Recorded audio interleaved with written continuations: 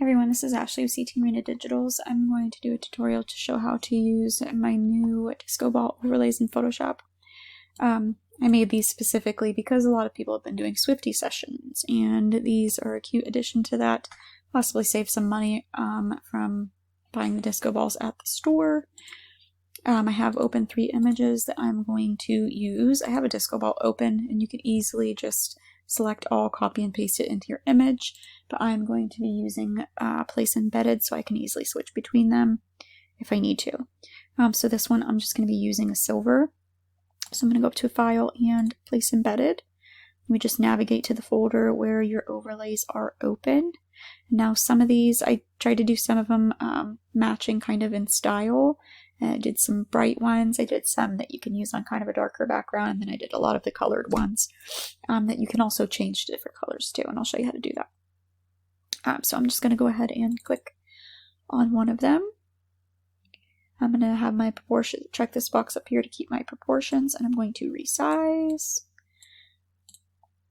And obviously you can lay these out however you want on here.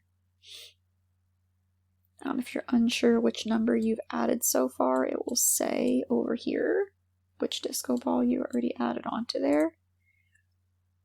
And maybe for this one I'll just do 2. Oops.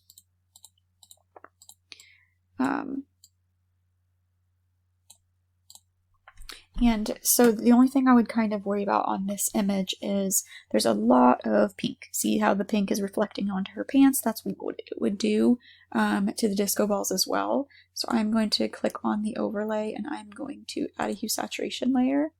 And I'm going to click this colorize button right here and create the clipping mask by pressing right here just to make sure it only applies to the overlay.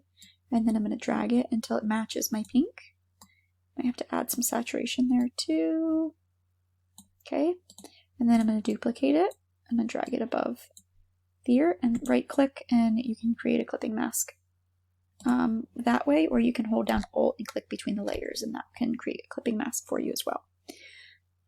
So you could leave it like this. You could mess around with your curves layers if you wanted them to be a little bit brighter or a little bit darker. I would probably make them a little bit brighter, just judging on the brightness and the highlights in her pants and her outfit and on the balloons.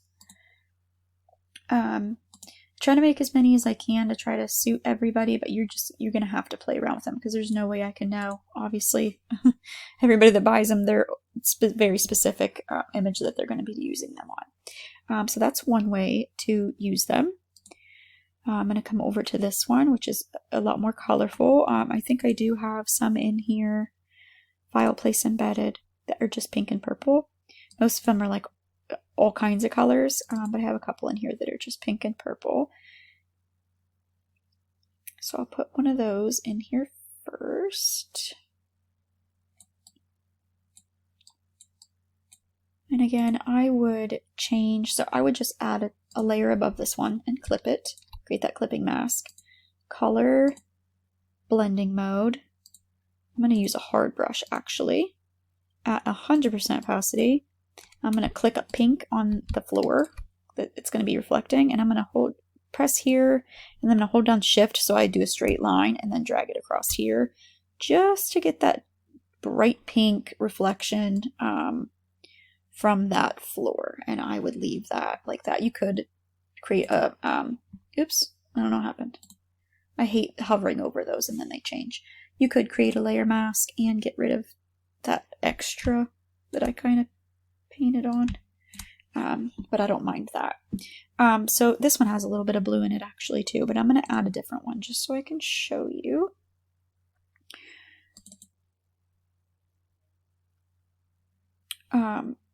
So this one, you could mess around with the hue saturation layer. Make sure you create that clipping mask to see if you can change it to just the purples and pinks, but that can get kind of tricky depending on what kind of color it is. So I would go to my cyans, and I would do those first and change them to purple, and then I would go to my yellows and mess around with that until it was into the pinks and purples.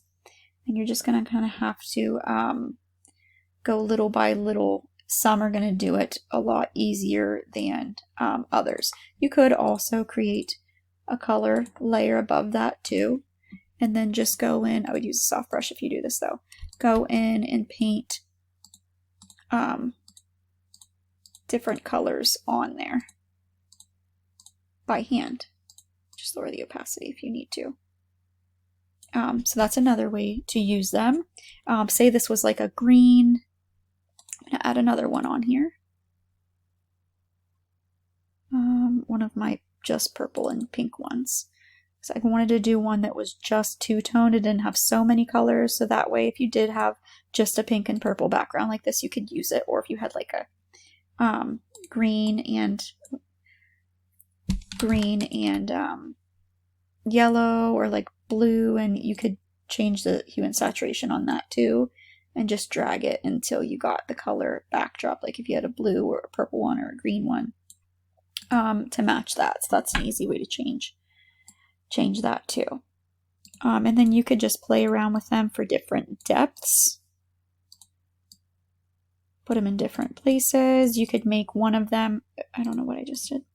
You could make one of them, I'm going to merge these together real quick so I don't do that again. Oh, what did I do? I don't know what I did again. Sorry guys. Okay, you can, that's what I did.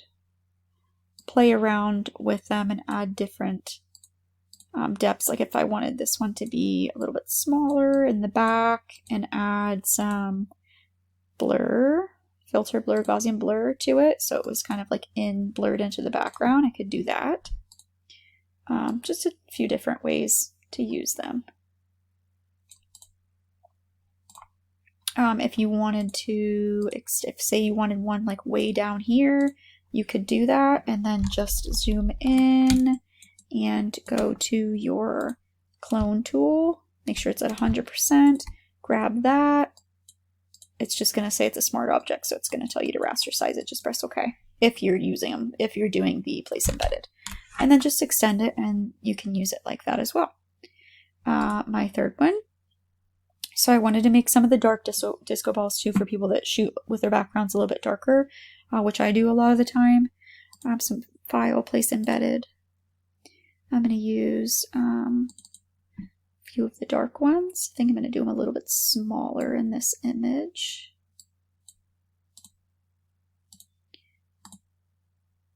Just keep adding them.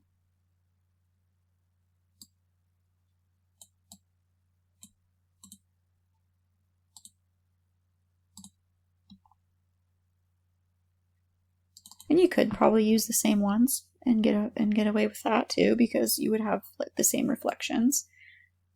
But if they're different depths, they might be a little bit different. I'm going to add some blur to that one. Now you don't want to make it any blurrier than your backdrop, because obviously your backdrop is going to be the furthest thing from your subject, so it's going to have the most blur. And then I would add a curves layer to this one. It's actually, yeah, add a curves layer to that one and make it a little bit darker to match the other ones just a little bit more. Actually going to add another one. So if you don't know which ones you added, yeah, I did 15, 17, and 13. Let's do 18. Just to get all kinds of different light in here.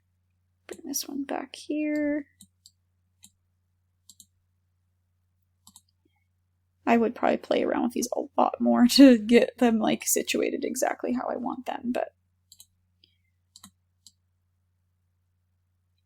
kind of wanted these ones to be random. And I could be done with this one. I would make that one a little bit darker too, because it's further away. Here we go. Okay, so shows you how to place them, change the colors if you need to, extend the rod that they're hanging on, or chain, whatever you want to call it, and blend them a little bit. If you have any questions about them, you can message me on Etsy. If you are a studio photographer, I would love for you to join my group on Facebook. I will link it in the description.